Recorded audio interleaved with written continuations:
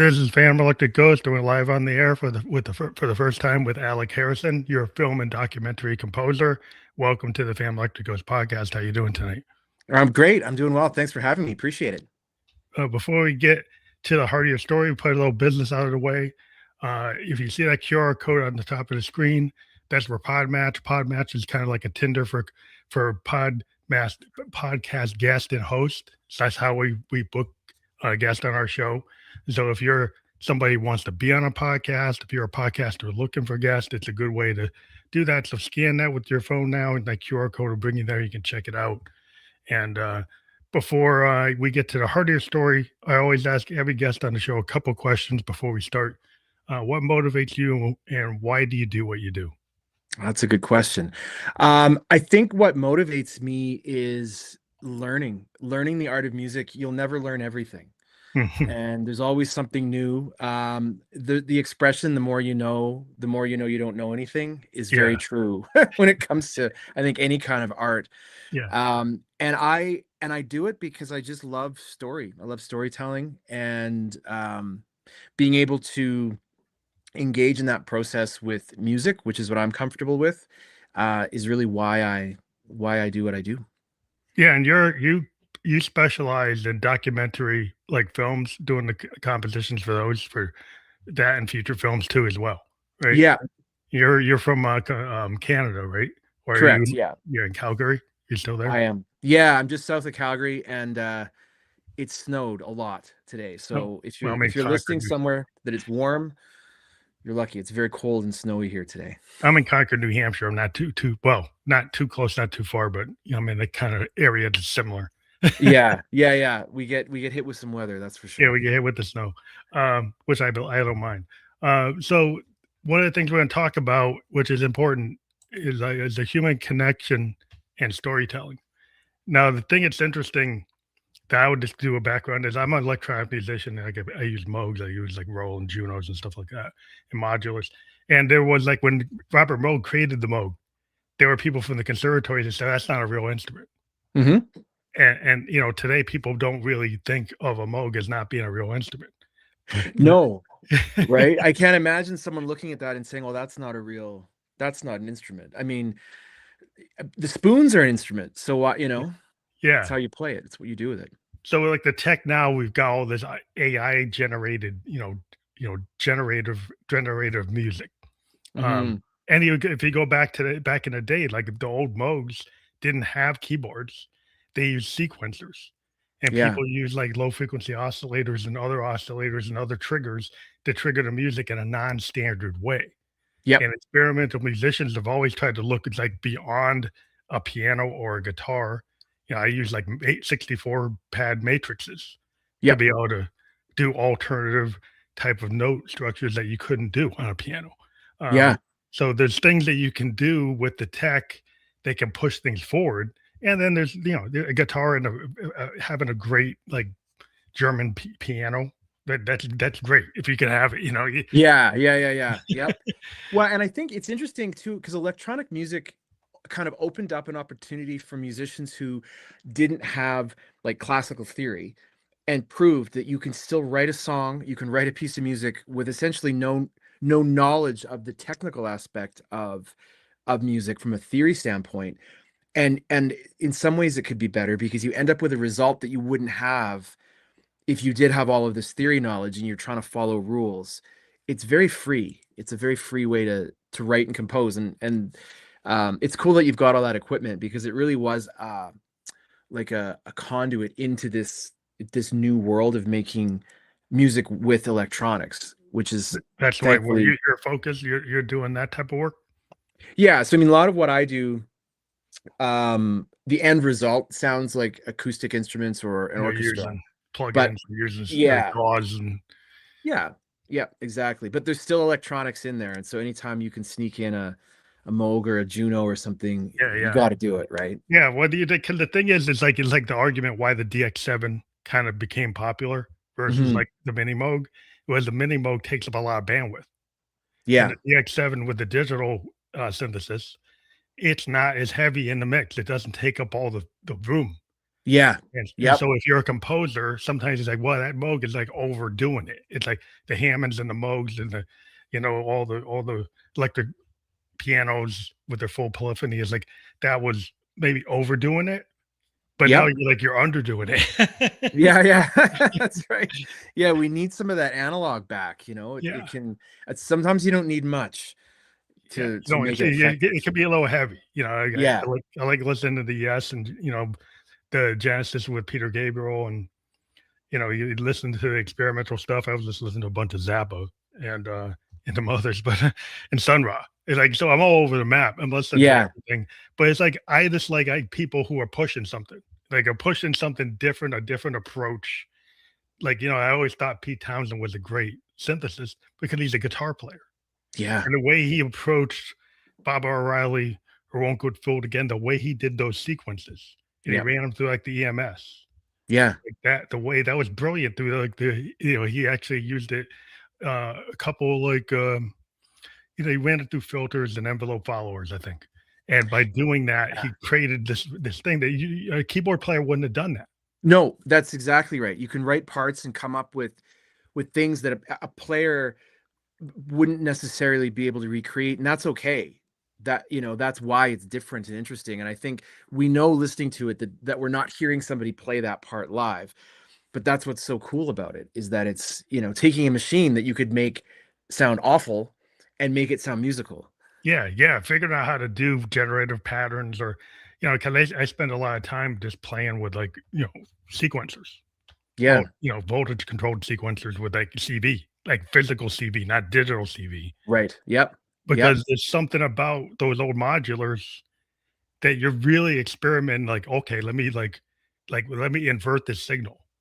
Let me Yeah. run And it what through a happens? workflow that's not the normal workflow. I'm actually going to break the workflow and make it go not follow the path, Yeah, and like and not and go pitch left to is right. interesting too, right?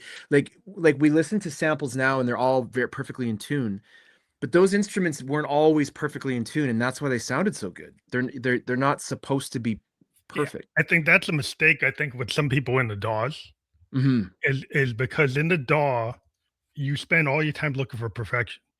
Where when like Right. I started on Tascams and Fostex, Yep. and I still like to use hardware recorders Yep. Yep. because I like to manually or even generative like through a CV modular, Mhm. triggering something on my MPC, like Yeah. actually controlling a sample from a Moog and then having that Moog sound on there too.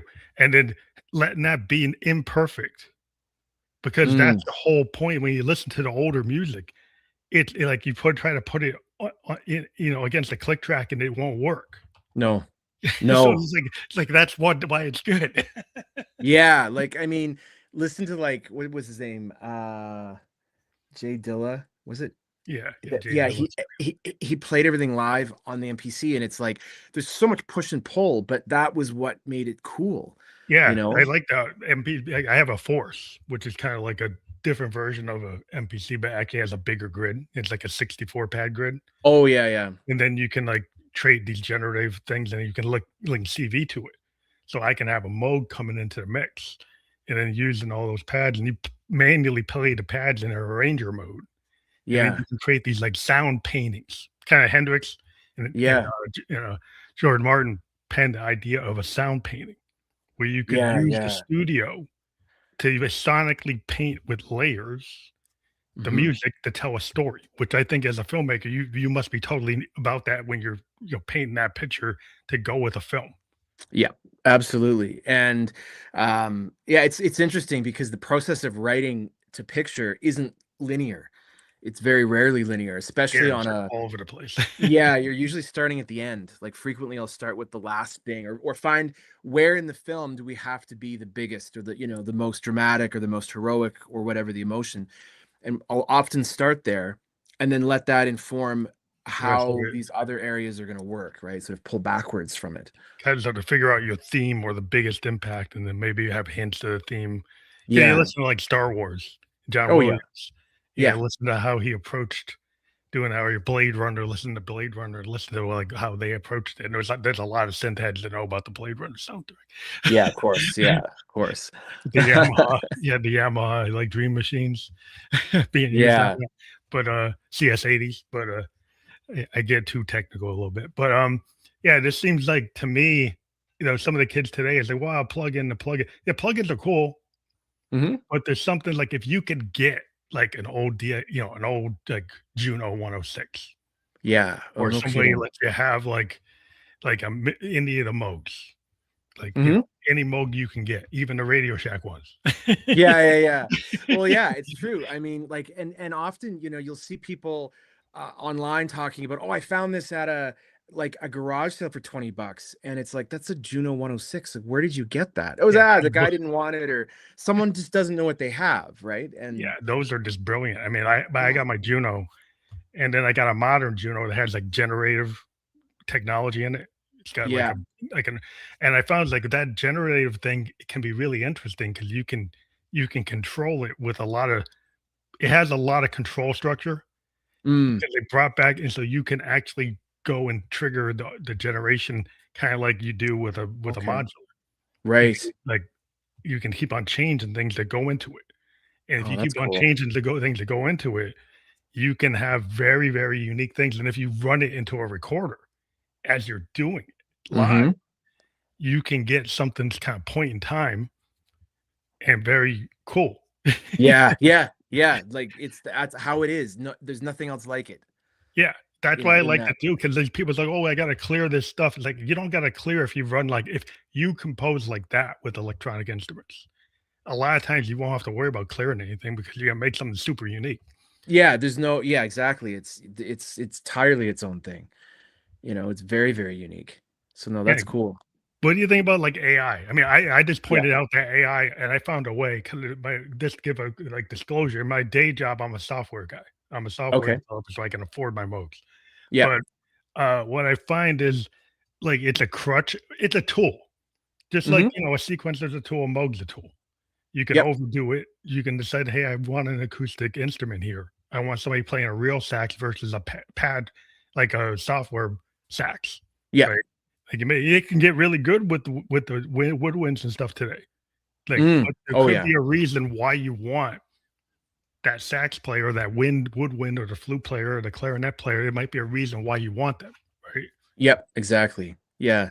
When it comes to AI, it's interesting because I've talked about this a little bit in the past, and it's changing every day. Yeah, yeah, I'm not at this point feeling like it's going to come and take over, yeah, because I think that especially in film and television documentaries, filmmakers are in the business because they want to work with people yeah. and other storytellers, Prompt not. engineering is probably not the thing you want to do. Spend there all the time prompt engineering like a 30-minute piece of music.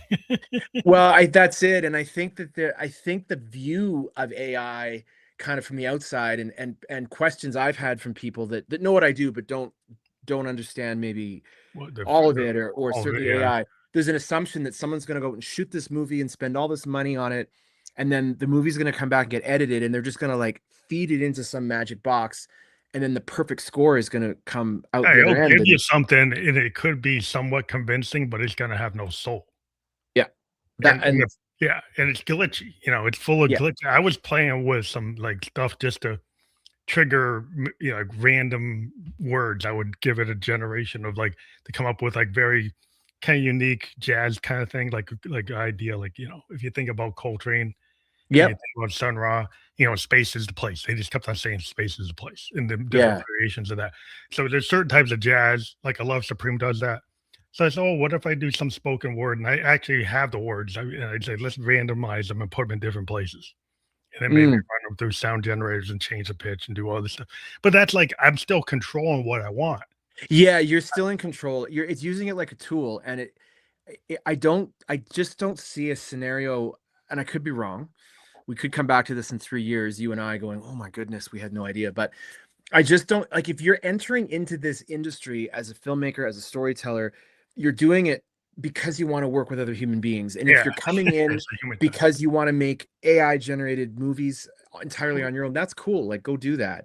but that's a different thing Well, it's like the altogether. one person operation. It's like the micro operation concept. Yeah, And we have that in software. Like there's software companies have 50 people, 500 people, 1,000 people, 10,000 people.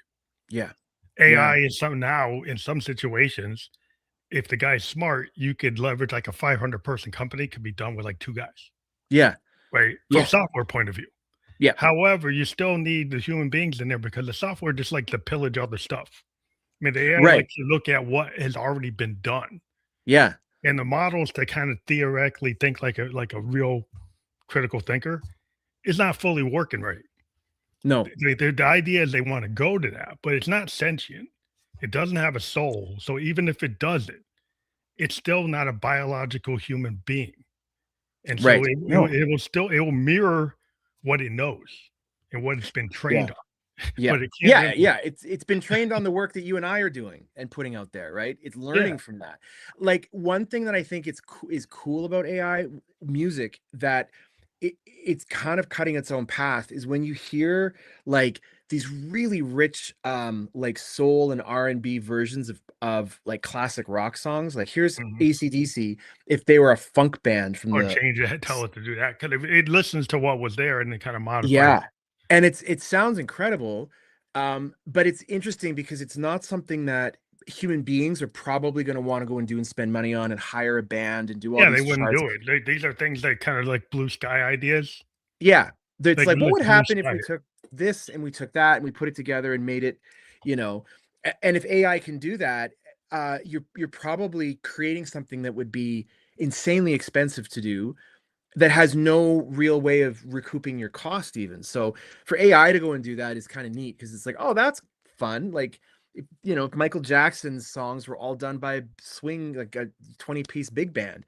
Yeah, I just don't see AI being like Frank Zappa, Hendrix, or No, but Sinatra, or it's not gonna Coltrane. It's create a not new gonna go thing. and create like a new thing like Coltrane did, Yeah. like Davis did, like eh, Hendrix did, like yeah. because he played the guitar left-handed, because the way he used his thumb, right? Yeah. Because of his approach.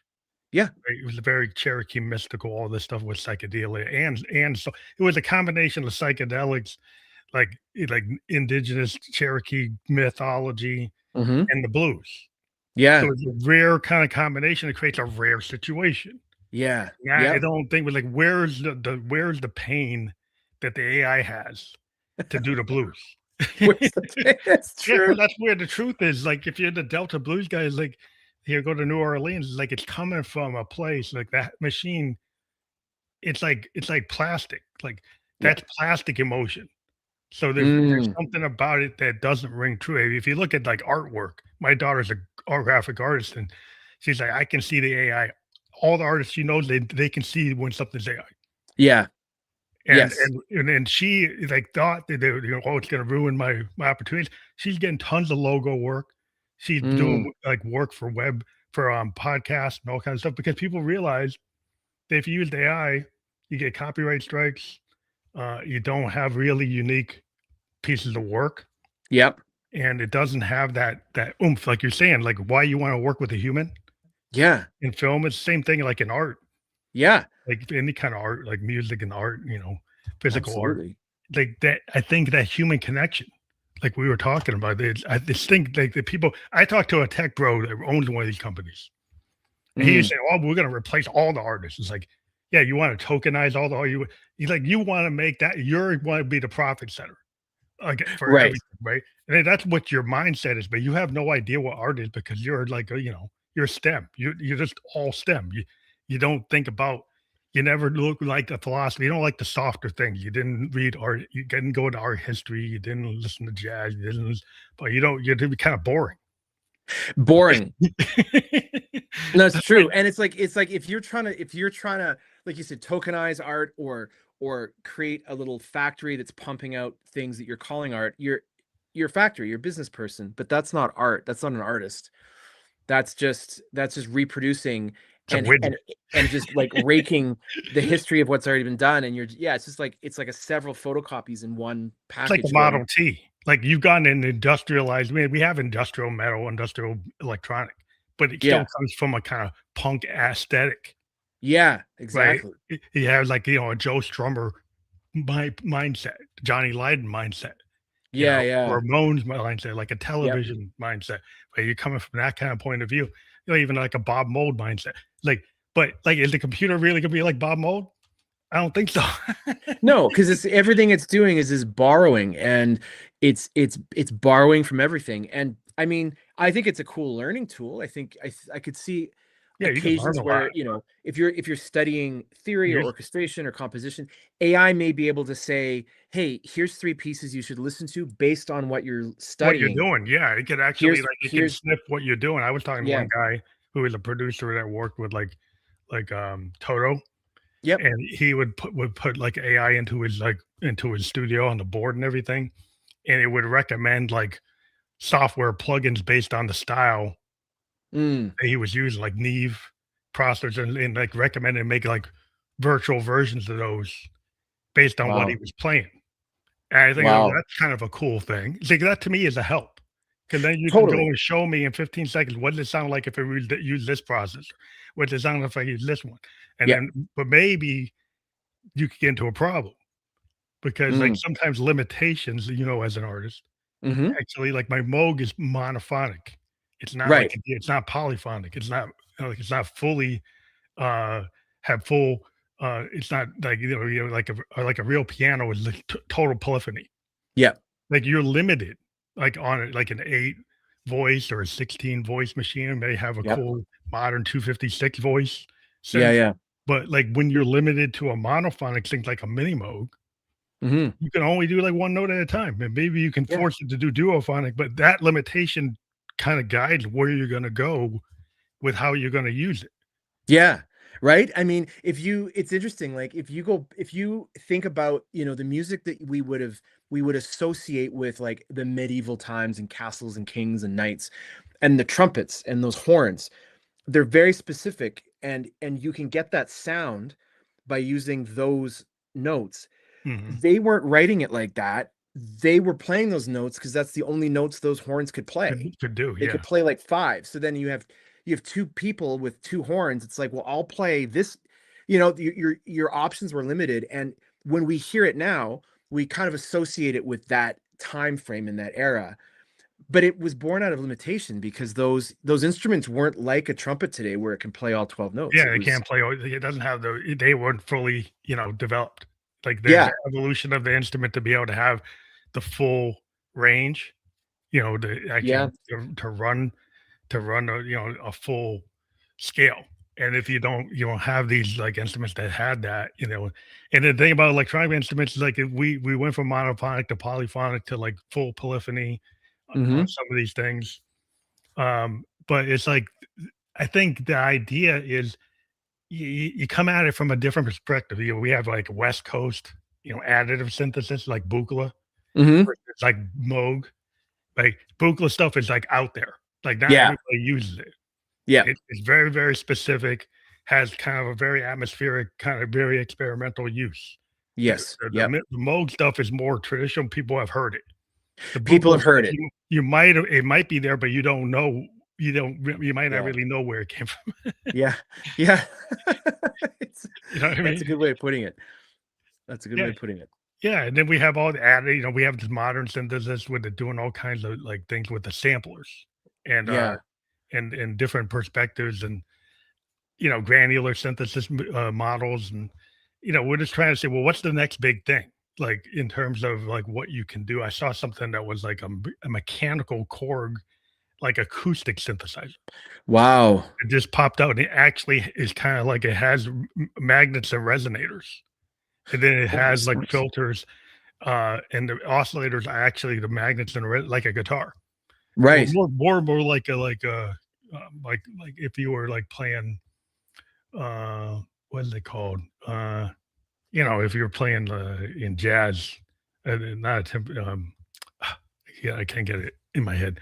I know what the instrument is, but yeah, it's a physical capability. Well, I thought that was cool, but it's limited Yeah. in the range. It's only like one octave Yeah, yeah. burst of implementation. But if you actually made it multiple octaves, then it could and then you can change the source of the different types of pickups in it, the coils. Right. So it's like it's like an acoustic version of an electronic instrument.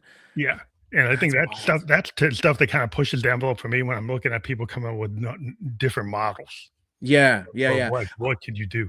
I think we're gonna. I honestly think we're gonna tire of AI as a creative output quicker than we think, and I think there's going to be way more use for it. Like in terms of taking away the tasks that are Yeah, it's more for robots. boring or repetitive, or yeah, or where we need, like, when I deliver a job, I have to have a cue sheet, which is like a list of every piece of music, the in and the out and all I can that. do It's stuff very like that for clerical. me.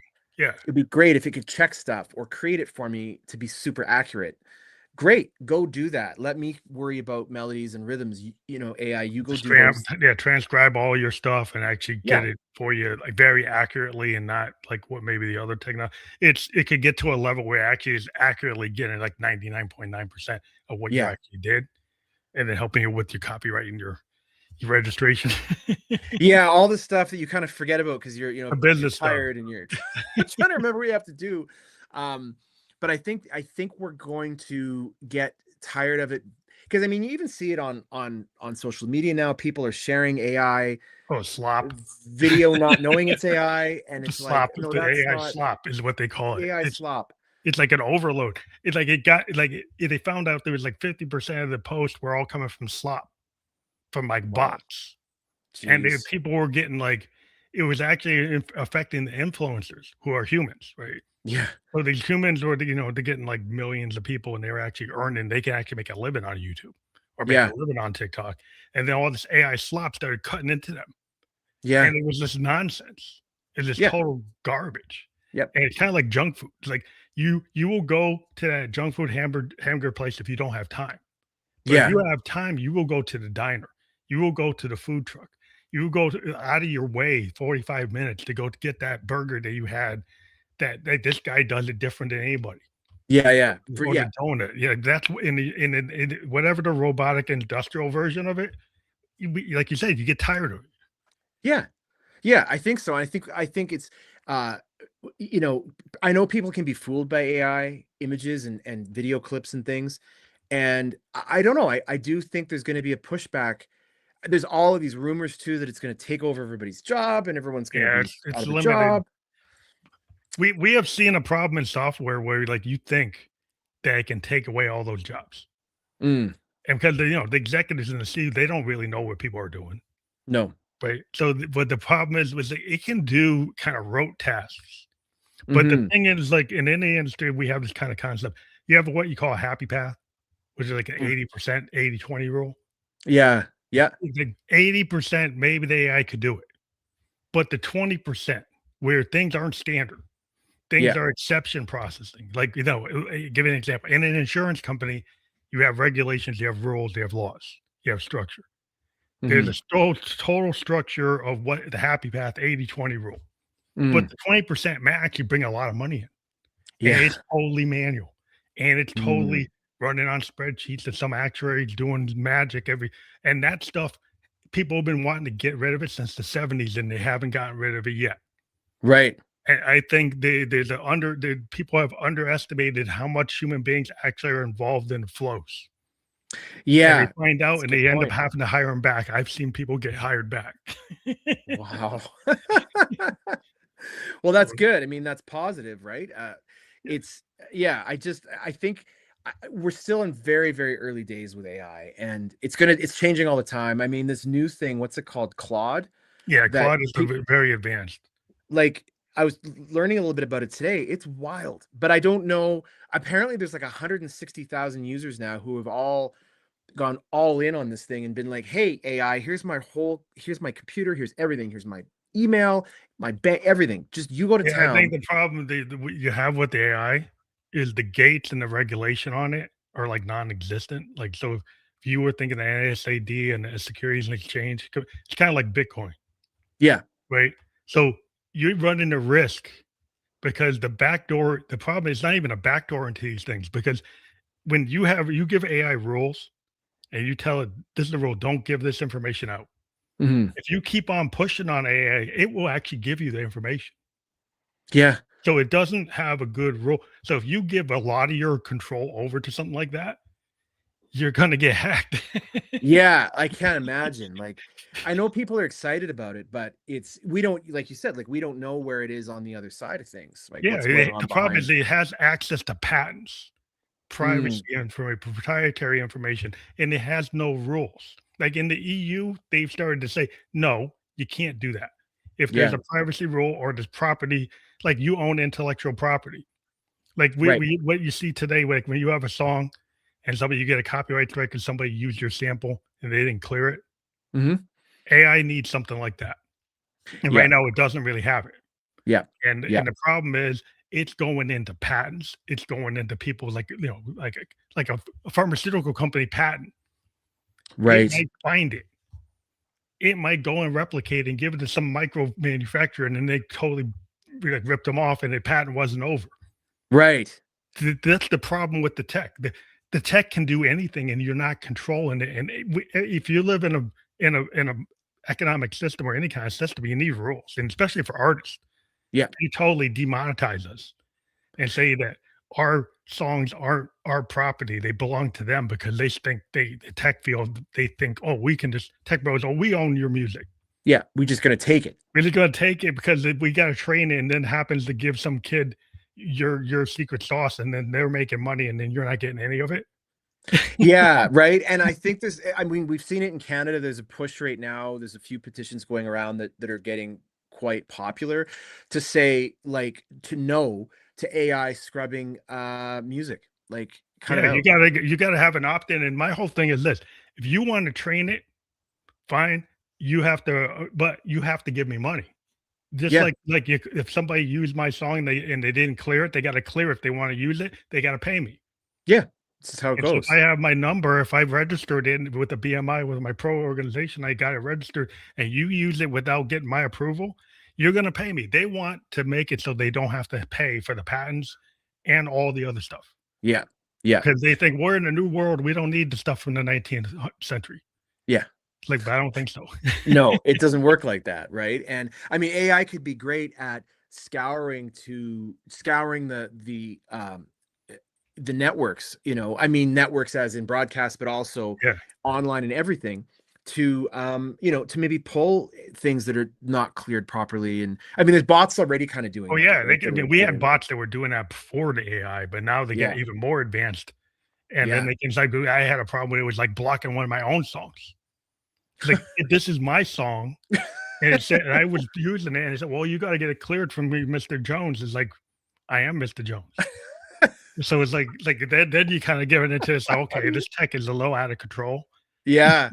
Cause like Wow. you don't know who I am. It's like I am me, and you don't think I'm me. It's protecting you from you. Yeah, I don't need it protecting me from me. No, no kidding. No kidding. Wow. No, That's that's not interesting. cool. No, but no, it's gotten kind of out of hand. And it's interesting, like thinking about technology, I can make things in this studio sound like there's an orchestra going on. And some people might say, well, that's kind of a variation of AI. But honestly, when we get an opportunity to work with real players in a real orchestra, any composer will take it any day of the week. Oh No one's yeah, going to say, you know what? No, I'm good with my samples. Of course you're going to, because there's just, you can't replicate fully the experience of 50 people in a room. And that's like 50 people with 50 lifetimes of work to get yeah. good at their There's a instrument. reason why you still like in these big movies, you have these big orchestras doing like the sci-fi movies. Yeah. You Yeah. still there's a reason that you want that physical presence of that orchestra. Just like in jazz, like Hmm. fusion jazz is a feeling. Yeah. Bebop is a feeling. Hmm. I don't think that some robot is gonna have the feeling of like Sun Ra or or Hmm. like the Herbie Hancock and the Headhunters. Like no, or Weather Report. No, I don't think they have that feel. No, I mean they can fake it, You fake but it, you fake do it. something about it. You're right, and I think we can still tell. And I think AI may push us towards pushes more into like going to live performances. I think if And people are gonna want to see it because there's this yeah, idea they're gonna go and do a holographic Led Zeppelin with AI. they're gonna do a holographic Hendrix and have him do like new Hendrix songs inspired by his old songs. I was like, okay, why would I want to see that? Why wouldn't I just go watch Woodstock? Or why wouldn't I just go watch some kid, a young guy or an older guy, in New Orleans? Why wouldn't I go just watch that? Yeah. You know, It's weird though, isn't it? That's it. Like, it's kind of neat, but that's almost like something you'd see in like a museum or something where you go, oh, that's kind of cool, but yeah, not. I think the tech bros want that to be the next thing. They Well, they they want to create these kind of sideshow things. In my yeah, opinion, it's kind of a it's side. sideshow. Yeah, yeah, But it's like, okay, is that really like I'm looking for the next like, Coltrane. yeah. I don't want to see that. No, and like, and who's charging for tickets? Who gets paid? Well, the tech company, this is what I'm trying to say. I talk to these tech bros Yeah, and they want to monetize all creativity so it goes to them. So it to them. funnels upward. And I think that's very destructive Yeah, because hugely. they're like I said, they're all STEM. They're not Yeah. they're not really these are not the guys when I was going to college that were hanging out with the bohemians. No, no, No, no, no, definitely not. these are guys that were in the frat. Yeah, yeah, and it's like, how can we make the most amount of money in the least amount of time? Yeah, there's a And that's Wall Street interesting. mindset. Yeah, to me, it's like that's the kind of anti-creativity because creative people are kind of neurodiverse. They're Yep, kind of others. yep, They're very empathetic. Like any artist. yep, If you're a writer, you feel what's around you, you feel yep, what's inside you, and you synthesize it. yep, So, like what's inside you, but then you're looking at the film, so you have your 20,000, 100,000 hours of experience as a musician, right. right? But then you have your experience as a human being, empathetic to what's going on, and it's like, oh, I know Mm, how to relate to that, yeah, and how to turn that into a piece of work or sound that yep, becomes that visual soundtrack, right? yeah, and it's like, we've got like thousands of years of practice creating art and going and listening to poets and musicians and watching actors and dancers, and it's built in. And I think when we get it packaged in a digital form and shown like, hey, this is now art, something is not being fed properly. Yeah, it And just doesn't look like, Monet. Doesn't look like a Renoir, doesn't no, sound like Sun Ra, doesn't sound like Hendrix, no, you know? it's just And something in our brains know. And I if know we it. start to see, technology take over, where we're just watching the big tech monetize art, funnel it upstream, it also kind of kills any new artists coming along that go, well, what's the point? Yeah, Right. that's why I think it's very destructive because if you had to back in the day, and I'm a child of the '70s, and I Yeah, knew yeah, a lot of kids, I was in band, and almost everybody that was in band was creating their own like, it's like the age of new wave and MTV. yep, Everybody was trying to be Duran Duran. You yeah, know, everybody was trying to be The Cure. We were trying to be like television, whatever. We saw something on TV and say, like, "Hey, let's see if we can go get a keyboard from Guitar Center and get a drum yeah, set. Let's see if we can do that." Right? yeah. And now they got these kids saying, "Well, it's AI generative. Maybe they don't even want to try unless they're That's very passionate." I worry about yeah. that because I knew a lot of kids that did that, and I'm wondering where the kids picking up the instruments now. I don't know. That's a good question, right? Like, I think it's still there. I think that we're still seeing kids get curious about art in whatever format. And we've got a generation now that's coming into this creative world, also looking at AI going, is that a freight train coming, or is that an optical illusion? Is that a phantom thing that's going to disappear? And I think kids are still going to want to create, those artists are still going to be here to experiment and push the work forward until such a time as it becomes either clear that it's still a very like it's a fruitful endeavor. But if AI comes and crushes it, I don't know how long that would last. I think there's going to be a pushback. I think people are going to Well, lose I their think people minds. are gonna be disappointed because I know there's a trend, like, if you listen to, like, look at the streaming trends of, like, the Mm, younger people, they're listening to the older music. They're yeah, listening to stuff from, like, '60s, '70s, '80s. They're not listening to as much of, like, what's now. yeah, And I yeah, will tell you that, like, if you look at a like, a chart from, like, '72, from 82, from 92. You look at the quality of the music that's in the top 20 Yeah. versus what you see today. Mhm. I'm sorry, it don't match. No. No, no, right? It Like, doesn't match.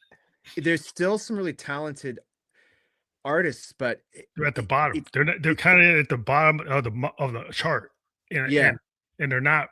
They used to be that they could get closer to the top. Mhm. You could get like a replacements.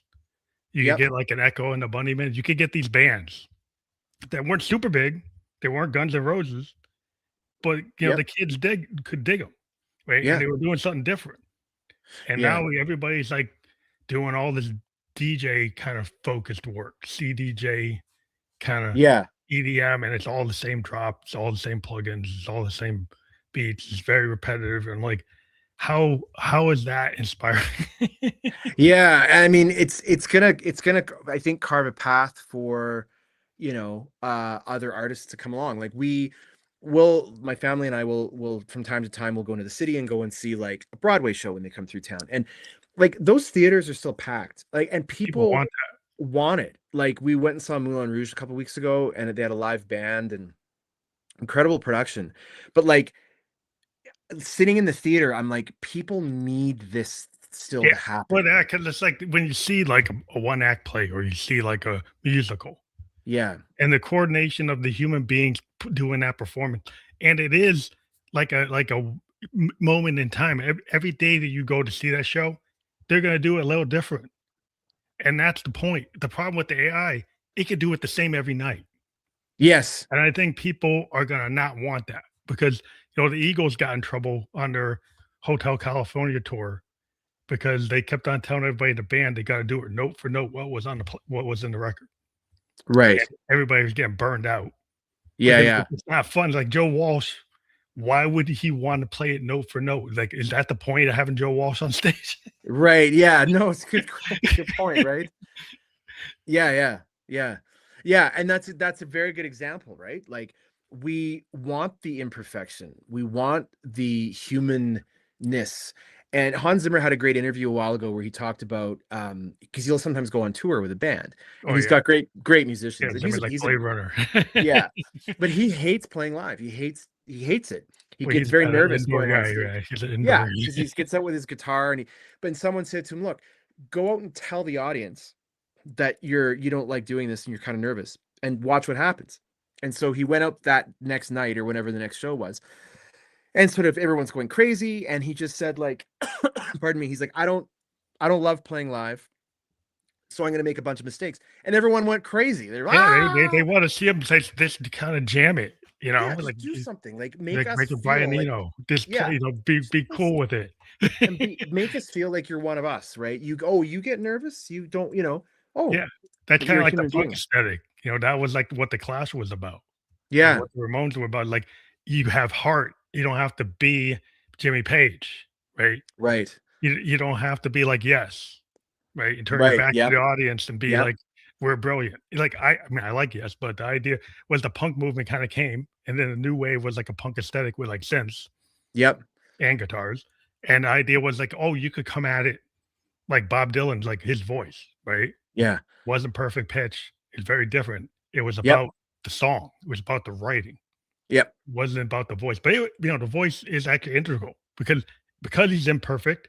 His mhm. songs have character, Oh, and totally. that's half the thing. It's like Yeah, more than somebody 90% of the thing. yeah, like, there's a recording of I think it's the Beatles' "Hey Jude," and somewhere McCartney plays a wrong like, he goes to the bridge when he's supposed to go to the He verse or hits it something. wrong. Oh, he hits it wrong. Yeah. Yeah, and you can actually hear him cursing on the recording going, "Oh, bleep," because he didn't hit He didn't and do it it's right. like, "Oh my god, that's incredible." You have to really listen for it, but it's there, and they kept it. They left it, Yeah, that's obviously, the there's a lot of happy tape. accidents. It's That's great. I was, like, watching a documentary on Yellow Brick Road to Own John, Yeah. and they were doing it in some mansion, and everything's like Mm. 3rd, 4th take. And Ellen was saying, like, "I belong for the days when we used to do it like that." Yeah. Because, like, the problem with the DAW is, like, you go and try to make it too perfect, then it becomes antiseptic to me. It lose the heart. Because like, by the 100th take, like, what you wanted to do on a 4th take, you probably destroyed it. Yeah. And despite a lot to me is about the punk aesthetic. Why I like bands like, the Replacements and Husker Du's and Black Flag and a lot of those like kind of punk post-punk bands. Yeah. But they had this idea like, well, yeah, let's record it in 48 hours for a second take. Like, why not? Let's Mm. capture the passion of it. Yeah. And there's something about that. Those are very point in time Yep. pieces of art. Yes. And there's nothing wrong with that. If you want to be a perfection guy, fine. You want to do Born to Run and spend all the time trying to build a wall of sound, that's your prerogative. But sometimes even Bruce decided to do Nebraska, and he didn't do it that way. Yeah. Right. Just and it is like going back to roots, and because we all started there. We all started picking up an instrument or something and just doing it, and it's like, oh, that was cool. Like whatever I just did sounded kind of good. How do I do that again? I got to record that. And I've worked on albums with folks in the past, and it's so true how, like, we've learned too, if the artist is in any way a little bit like, oh, I'm in the studio now, I've got, well, just give me a couple warm-up takes, record everything. Yeah, And half the time you're taking the warm-up because it was like, oh, that's the closest thing, because artists always kind of screw themselves up, in my opinion. Like when I work with the guys I work with, is like by the time they get past like that fourth take, they kind of like they're sometimes they're not confident in what they did. Yeah. And it's up to the people around them to kind of say, hey, like your A&R guy or your engineer is like, hey, that's actually good. Yeah. Because you might doubt yourself. Hendrix was known for doing so many different guitar solos. Yeah. All of them were good. Yeah. I mean, I got everything in the Hendrix, like, all the versions are good, but some of them have a different feel, and it's a choice of like what you want that to feel like. Yes. So maybe he's trying to get it to feel what's in his head, Yeah. right? Or what he thinks it should be. But that's the only problem you could run into. Like if you know what you want and you're trying to get to it, but if you don't know what you want and you don't know how to get to it, then you could be in problems. Yeah, because then you're just chasing something that kind of can feel kind of soulless in the end. And it's amazing, like when I get an opportunity to record a real player on something, even if it's one instrument, it just elevates everything, because now there's another human being and another set of lungs and another brain doing something, and it gives it this dimension, and we're used to hearing that. I mean, I think it was even a struggle in the like late 90s, early 2000s, when samples started to get a little bit better, and cues that would be in these films, like Hans Zimmer talks about this. He would mock up everything and it would sound amazing, but then it would go to the orchestra. There was never any like question about that. And I cannot remember the film, but there was a film where they just budgets shrink and timeline shrinks, and his mock-up actually made it into the film because they just didn't have time. And he was like, oh, this is dangerous. Like, but that's actually cool, because I think some of those like if it's more raw, it's like you get to these people like they're watching the meter, they're watching the timing, trying to get the click track, trying to check the clock. And a lot of times, like, okay, fine, if you're trying to get a pop hit or you're trying to sync something. Yeah. But there are certain situations where having that, microtonal deviance or iteration, or you have like, you have discordance. Yep. Like a lot of times, like you'll do like you'll change the chord to be a little discordant on purpose. Yeah, on purpose. Right? Yep. On purpose. You play with the you have like shadow notes, shadow vocals, stuff that's a little off. But you kind of build it up. It's a painting. It's got layers. Yeah, and so it makes it sound fat. That's what makes it sound big, and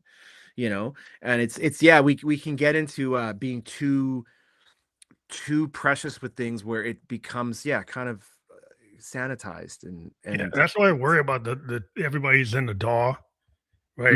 Even people are getting back into like MPCs. Oh yeah, because people are realizing like if you hand do the beat on an MPC, it feels more dynamic. Yes. Than it's punching into the DAW. Yeah. And a lot of people was like, wow, like why were those hip hop songs? Why was that rap good?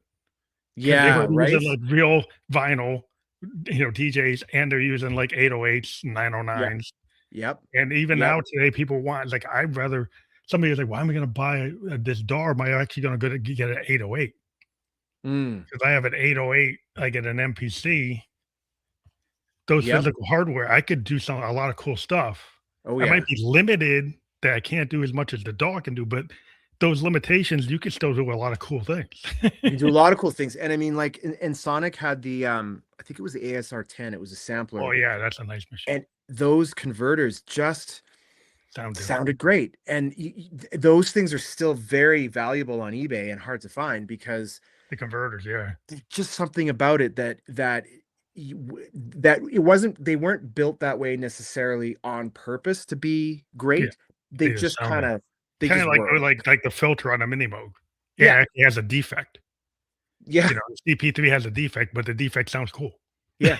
Well, and you would remember, and this is, I love this kind of analogy, the story, because it's so, it applies to a lot. When Yamaha came out with the NS10, and most people have seen NS10s, the black speaker with Yeah, the yeah. white cone. It's kind of the studio monitor. And they came out in the 80s. Yamaha was like, we got this great reference monitor. Everyone's going to lose their minds. And I think it was the hip hop guys that bought them and went, these are terrible. Yeah, they They like don't it. sound good at all. And so then Yamaha went like, oh no. And they quickly realized, don't do it, don't change it. Because now, if you can make your mix sound good on NS10s, they'll sound good anywhere. Yeah. And so, I mean, even today, people still have them. Again, they're hard to find, but those original NS10s from back in the 80s are like, they sound awful, and they probably honestly take you 5 years to get used to them. But if you can get a pair and get your mix working on Yeah, them, you can actually hear. But that's it's all it's there's a lot of secret sauce to like sound, yeah, between using like Neve boards and solid state, all preamps and all these processors to like picking like your guitar, you know, like the different types of guitars you could use and you get in so detail, right? Of yeah, the pickups and the amps you're going to use, if you're going to mic the amp, if you're not going to mic the amp, what you're going to go through. And even on pianos, like you have to capture it in the open air with the different mics and picking up the strings. Like yeah, there's different ways of capturing stuff. yeah, Like how people mic the Who versus how they yes, mic Led Zepp, yeah, right? Like yeah, how you mic Mitch Mitchell is different than how you mic Bottom. right, yeah. It's interesting. I mean, and that's part of the art of it, right? And like, Yeah. and I think that there is seems to be like this resurgence too in wanting to understand these mics from the 50s and 60s and Oh yeah, 70s and this everybody's different, jumping in you on know. those. So I Yeah. have a lot of mics that I play with, but mics are super important. And like sometimes I'll run like my synth through like a Marshall and then Oh yeah, capture yeah. it with a mic to Yeah. get this kind of distorted guitar effect coming out of my Juno. And you'll never do it the same way twice. Yeah, and it just gives you this like flavor that's like, wow, how did you Yeah. do that? Well, because I'm not just using a plugin. Yeah, because you're just trying stuff. You're just plugging things in an acoustic It's very space, and experiment. you You know play with the air, the like the sound. temperature in the room will Yeah, change the pitch a little bit and change things or just two enough. amps. Like even a Moog, it takes like 30 minutes to Moog up, to warm up. So Yeah. if you play it when it's not warmed up, the oscillators sound different. Yeah. So every time you turn it on, it has like a life of its own. Yeah. Isn't And that it wild, right? and it just acts different, and that to me is the great thing of it. Because like, you pick up a guitar and it depends on what you're doing that day with the pedals and however you put it onto the amp, like, it'll feel different, and that's what you're kinda using that as an Mhm. artist to take advantage. But I have this antiseptic digital perfect world, and then I gotta try to break like, you have to kinda go into these things and, like, kinda change the tunings Yep. to kinda wreck them a little bit Yep. to make Yep. it sound better. And so, like, if you just take it straight, it's like, I'm not gonna use it straight. No, and we know, like, it's interesting, like, instruments get sharp when they're played louder, they get a little flat when they're played quiet, and with everything being perfect all the time, it does miss something. So, yeah, part of my job is to go in and, like, put those imperfections back in Back into and it, start yeah. moving tuning, like, we did a TV series, back in the fall, and really experimented with, I mean, it was all kind of very layered, and there was a lot of atmospheric things and kind of unusual drums and loops and things.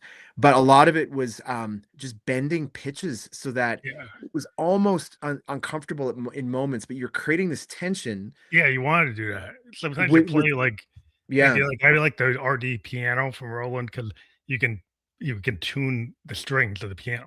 You can yes, change the lid height. Yeah. So you go and you make the piano yours. Yep. You actually Yeah. tune it, and you spend like I spent a lot of time like doing sound design before I even do any song. Yeah. If I Right? on my Juno, on my modular, I spend time creating original pads, original tones Yeah. Yep. by doing the synthesis, like Yeah. subtractive synthesis or additive synthesis or whatever. I spend the time to not just use the straight preset, not like a No, DX7. exactly. Like a DX7 guy's, oh, just use a, or you know, like a, like that's a lot of people just we use the like, oh, I'm just gonna use the preset. Yeah, no, it's there as a starting point. I mean, and it makes me think of like someone like John Cage, who, you know, very polarizing character. People love him or they hate him, but Oh yeah. he really did things that we still talk about today. And like the idea of the prepared piano, where he would open the piano lid and throw like doll parts inside, Oh, put like metal on it, throw metal put in different metal on it. ways. Yeah, And different there are people doing that. he was one of, I mean, there was a number of them, but as an American composer, he was so influential in that world of like aleatoric performance, where if you went to a John Cage show, especially in New York, like in the 50s, Mhm. you were only ever going to get that That once, one time. Yeah, you gotta you record know. it if you want the live version. Yeah, right. Like he would do crazy stuff. Like he would have radios on stage and then he would roll dice, and whatever numbers came up, he would use those numbers to tune the radios to. And Well, then it's like that Eno became, thing. Like Eno had this yeah, thing with Bowie where he'd have the charts and just throw up notes that weren't even on the chart, right? yeah, And just have like during the Bowie sessions, they were doing that stuff in Berlin, and he would just like, and some of the session musicians are like, "That's not correct." He said, "No, it doesn't matter. Do it." yeah, it doesn't matter. It's true. Like, that's not the right thing we should play. It's like that's why you should play it. Yeah, right. Exactly. That's the whole point. That's the whole point. Yeah, Oh, that's that's that fun. kind of very interesting aesthetic. Like playing with discordant or playing with like space between the notes, Yeah, like the silence. A the lot of times in silence. composition, because we get so like we can overdo it. Yeah. You can overlayer with all the tech now. Yes. It's 64 layers, 128 layers. Is like sometimes you get the sparseness of having like a demo, kind of Yeah. like early Prince stuff. Like, Yeah. some of his stuff, like the Dirty Mind thing, it sounds like a demo because it pretty much is. It's like it's all like very, very raw. Yeah. It is. There's not a lot of processing. I think Warner Brothers, when they got it, said it wasn't done. Said this ain't done, and he said, "Well, put it out." Yeah. Right. He But knew. well, that's the way you have somebody who's like, "I know what I want. Yeah. That it doesn't matter where you think things are. This Right. is where I think it is." And Yeah. that's where, and that's where I think that you have to be allowed to do that because I think everybody wants to get put in a box Right. or they want to say, oh, I want to get the billion views on Right. Spot or listens on Spotify. We got to get a billion. It's like, is that really necessary? Because Sunra doesn't get that. But No. everybody knows Right. that Sunra is like, is the stuff. Yeah. Yeah. Yeah. Right. Yeah. And the metrics are very different than they used to be, and it's the plays, the streams, the likes, the follows, all that. But at the end of the day, I think we are going to come back to wanting art for the sake of art. And we may be reaching kind of a point where the pendulum is going to swing back the other way, and we're going to actively reject this whole AI, done in 5 minutes Yeah. thing. I There's think nothing in 5 minutes is really that great. no, Okay, I think it's like the thing about, any art, like there's stuff that you can do quickly. But a lot of times it's like even if you did it quickly, it was the 10 years of your life that led to the 5 minutes. correct. Yes, yes, 100%. Like they say, you're not paying me to do for the hour that's is going to take me. You're paying me for the 15 years of struggle to get to the point Yeah, they where get I that can do it in great an hour. beat poet that's sitting in a bohemian thing, and they say something profound. It's like, it's because they lived that life like Jack Kerouac on the road, Yeah, so they can say these profound things. yeah, right. And you're like, "Wow, how can" people used to look at Dylan, it's like, "How can he come up with this stuff?" Yeah, And it was like, 'cause he was out there, yeah. traveling. He lived it. He lived Yeah. it. Yeah, you have to kind of I think people want that human connection because the thing about the computer, it's kinda like the COVID thing, and everybody was, like, locked down. Yeah, I think eventually, like, you don't wanna be in that lockdown phase. No. Like, you wanna be out in the world, Yeah, yeah. and you wanna, like, touch, like, humanity, you want it to touch you, you want to feel the vibe, and, being like, the tech bros would tell you, like, you can just do it all from your room. It's like, I don't think so. No, it doesn't sound super appealing. I don't Just do think it all that from your sounds room without talking to anybody. like, hey man, if AI can like organize my taxes, do the books, great. Go to town. But it's I think we're gonna see it. We're gonna want it to do the mundane so that we can go and do other things Yeah, or that you can spend more open up, that time. you can spend more time, like, actually, you know playing. Like, if you wanna perform and Yeah, you wanna spend all this time doing business stuff, you get right? rid of the business stuff, then you can do more collaborations. Yeah. You Go can do more practice. Go. projects, you could do more Yeah. work, you could actually do more connecting events with other human beings, and, like, because 'cause you're not stuck doing all your, the business end of it. Yeah. Like, nobody wants to be an actuary. Nobody wants to No, be in a right. spreadsheet. No, we didn't get into the business for that purpose, right? Yeah, a spreadsheet's not my thing. It's like, I don't get excited about it. Yeah, exactly. Exactly. But I wanna let people know that we got your QR code up for, realcrafter.com. So what happens when people go to that site that you have there? So that's yeah, Real Crafter, quick thanks to them. It's a great site for artists, visual artists, and composers and musicians. So that link goes to just some recent work of mine, some video clips of cues from docs, and then I've just got a bunch of other music up from other films and whatnot, and links to my bio and my IMDb, and yeah, you can find out a little bit about That's how you me can connect. in one That's page. awesome, because you can just take your phone and scan that, it'll go right to that website. We do have your Instagram as well. Both of those will be clickable within, the platform that we're on. We Awesome. were on LinkedIn, YouTube, and Kick. We will be on all the major platforms by the end of the day tomorrow. That includes, Okay, like, awesome. Spotify Video Podcast, Apple, iHeartRadio, Amazon, Newsly, bunch of other, plans. We will create a landing page for the audience to be able to pick whatever platform they like, what they like to listen to or watch a podcast on. We'll get that to you. We also use AI to create some clips. We'll tag you as a collaborator on Instagram with a story with a highlight reel. So that's Oh, part of the perfect. for the process. So people who maybe missed it, they can go check the reel, and then on the story on Instagram, it will have an actual link, and then you go boom, you can go and say, "Oh, I want to listen to it on audio on Apple, or I want to watch it on Spotify or YouTube or Facebook or wherever." We're gonna Gotcha. give away that. So that's what we do, and I want to thank you for being here tonight. Yeah, thank you. This was awesome. No, I really appreciate it. Yeah, we like to have kind of a real conversation, so Yeah, no, that's great. yeah, That's but I great. wanna thank you for being here. It's cool talking to other creative people. That's kinda what gets the juices flowing. You get to really into the spirit. I think having that it's kind of reflective of what we've been talking about, like, human Yeah, connection, human having connection. a space to talk about things is kinda where it's at. Yeah, But absolutely. Nope, thank you, totally and agree. have a great night. You too. We'll see ya.